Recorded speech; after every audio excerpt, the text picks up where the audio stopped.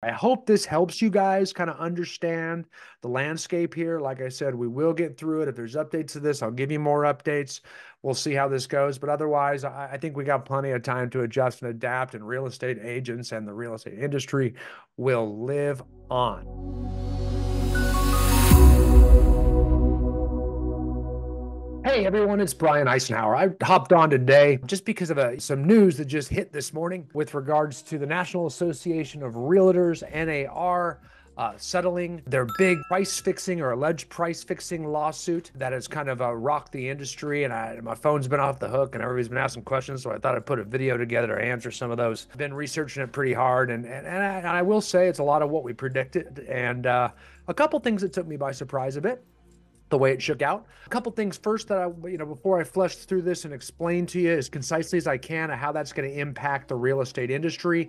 Number one, understand the court still needs to approve this lawsuit or this settlement agreement, and that could change and tweak things. It also remains to be seen if the Department of Justice claims and actions against NAR and the industry are going to be alleviated by this lawsuit. No one's really talking about that yet. I would certainly hope that would be an aspect of this, so we don't have to make a whole new set of changes later to the way we practice. And lastly, I'll say that any of these changes are not expected to go into effect until mid-July of 2024. So you will have a lot of time for your state and local associations to adapt and tell you exactly how you're specifically going to change the way you do business, because this is going to vary from state to state a little bit, because there's different state laws and you have different state forms and different ways you practice a tad. But generally speaking, I think we're all going to get impacted kind of the same way here. First of all, the big thing I want to get out there is, what do you tell your clients? Okay, so when your clients are saying, hey, when you're talking about commissions, does this mean I keep seeing commissions are going to be slashed and commissions are going to be cut?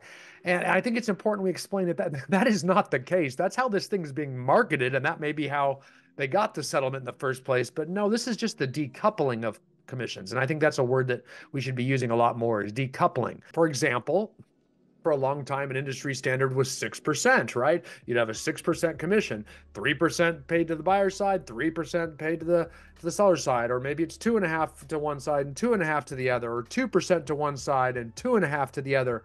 Whatever that may be, you'd add them together. Now we're splitting those up. We're decoupling them. So there's no longer a couple. We're going to pay the seller's agent and the buyer's agent individually. So that, so it does look like a lower amount. And that is, so much confusion has been around that. So it's very important to explain that to your clients. It's really a decoupling. This is not in any way lowering the amount that commissions are being paid, nor do I think that's what's going to occur from this at all. So that's a big one. We need to be able to explain that. That's the main thing that we need to explain to our clients to calm them down, is we are decoupling the commission. So yes, it sounds like a lot where you have one big amount and we're cutting, maybe we cut it in half or however it's split up. We're going to pay each agent from that same amount, total amount. And they're going to be paid individually, not going to be paid to the seller, and then the seller pays the buyer's agent a share of that. That's the first change. The other one that came out of it was there's going to be no more automatic offers of compensation in the multiple listing services. That's a big one. That's going to change the way we do business quite a bit. I think we'll be okay with it once we get used to it. Learn the scripts and dialogues around it, and change some forms around it. I think it does make a little bit of sense, and there could be some benefits from it as well too. But basically, we're not going to have compensation, how much agents are being paid in MLS anymore. And that could be scary, because what that means is commissions are going to be negotiated per transaction. Each time you write an offer, each time you accept an offer as a listing agent.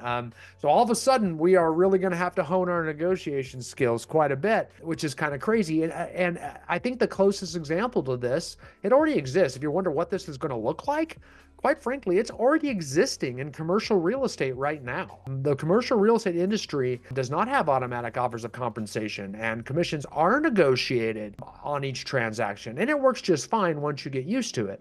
So looks like, that's where we're headed, assuming that this settlement does get approved, which in all likelihood it will, it sounds like. But yeah, it's per transaction. We're going to be negotiating each commission. So, one thing we've always coached and we've always trained on, and I know, most of the associations of realtors out there have said too, is, man, we have got to get those buyer agency agreements signed up front. And most states are already rapidly creating new forms to that effect right now, or somewhere in it, it's saying the offer is subject to and contingent upon the seller reimbursing the buyer at closing whatever X percentage of the purchase price to pay the buyer's agent's compensation or buyer's closing costs or whatever that may be, right? So you're seeing that go into a lot of forms. And if your state hasn't done it yet, I'm sure it's coming really soon. And that's something you just need to get signed when you sit down in a buyer consultation. Or if not, you may not get a commission at all, right? So that's going to basically leave the buyer up to two situations. And this is where it starts to get a little scary if you're not used to it. Either the buyer is going to get paid because it's going to be negotiated in, or it could be negotiated out, though. The seller could very easily say, hey, we're not going to pay the buyer agent's commission. That could be a little bit scary out there. So it's going to be a lot of negotiating, and the buyer's agent's commission are going to be kind of at risk here. So you could add it to the purchase price, for example, or the buyer agent could pay it out of pocket if that doesn't happen. And there's quite a other creative ways that can be done. And again, they're already being done in the commercial real estate industry. And hopefully listing agents actually help out with that and kind of prepare their sellers that there are going to be requests for compensation, and we're going to negotiate that together. But that's the main difference we're going to see there. You can see, though, this does exist in commercial real estate. And it sounds like, wow, this is going to be very tough. I don't know if this is good for the consumer. And I tend to agree with you. I don't think this is a good result for the consumer, even though this entire lawsuit was billed as trying to defragmentize the real estate industry for the benefit of the consumer, for them to pay less. I'm not quite sure I agree with that. Maybe, but I will tell you this, the key now is to get listings, because if you're the listing agent, you get a lot of power. So the rich will get richer. If you are just a buyer's agent, you're going to be fighting for commissions on the regular. The key is to get listings, and you will control your compensation a lot more closely. So though, it's always been the case in real estate. It's always been whoever has the listings are the most successful agents. Now more than ever, though. Now more than ever, especially with regards to negotiating those listings, especially when there's low inventory. And boy, we are pretty much certainly going to have low inventory for a long time as well, too. I have heard some strange claims I don't understand about how this is going to bring real estate prices down. I definitely don't agree with that. I don't even see how that could even be any way inferred from anything that's happened in this lawsuit or any of these negotiations. That's supply and demand, and this isn't going to change supply and demand any. So there's that. So yeah, that's a big one. The other one I think that could come out of this, I think the multiple listing services are going to lose a little bit of influence here. As we've seen with the settlement of many of the other national brands, none of the national brands that are included in the settlement, and I'll get over into who's included in the settlement and who's not here in a minute, but a lot of the national brands in their individual settlements have been unable to mandate or even encourage people to join NAR and the National Association of Realtors.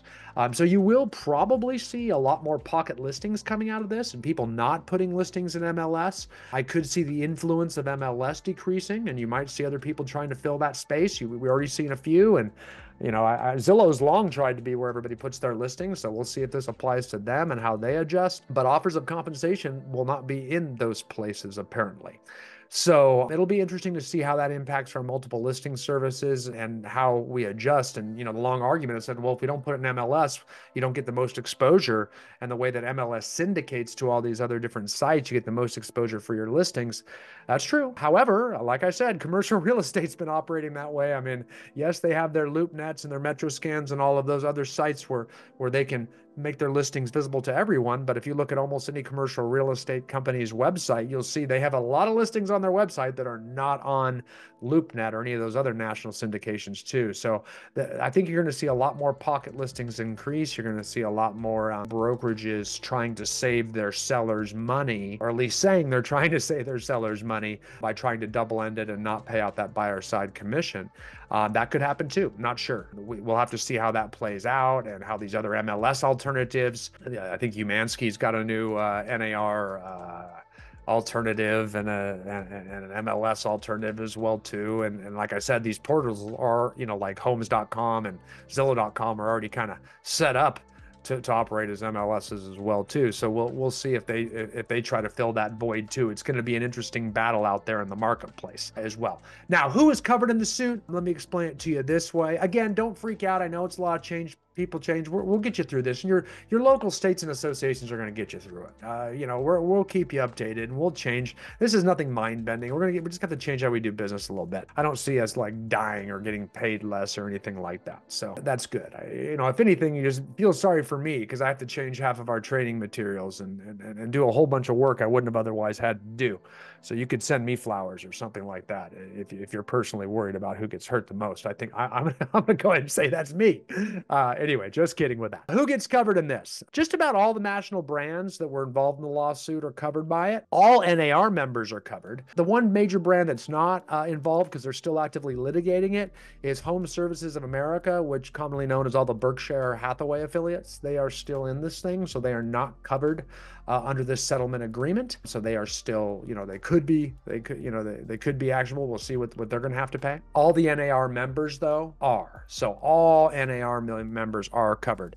Also, the entities that own brokerages with a residential sales volume over 2 billion that did not already settle are not covered. So large indie brokerages that had sales volume higher than 2 billion, all of the agents in the brokerage that are NAR members are covered. But the entity that owns it, usually an LLC, an LLP, or an S Corp or a C Corp or something like that, that entity is still kind of out there floating with a target on their back. They are not covered by this, right? But all the agents are. All the agents are, so rest assured on that one. So understand that is a big, big difference that's out there. I hope this helps you guys kind of understand the landscape here. Like I said, we will get through it. If there's updates to this, I'll give you more updates. We'll see how this goes. But otherwise, I think we got plenty of time to adjust and adapt, and real estate agents and the real estate industry will live on. All right. Thanks, guys.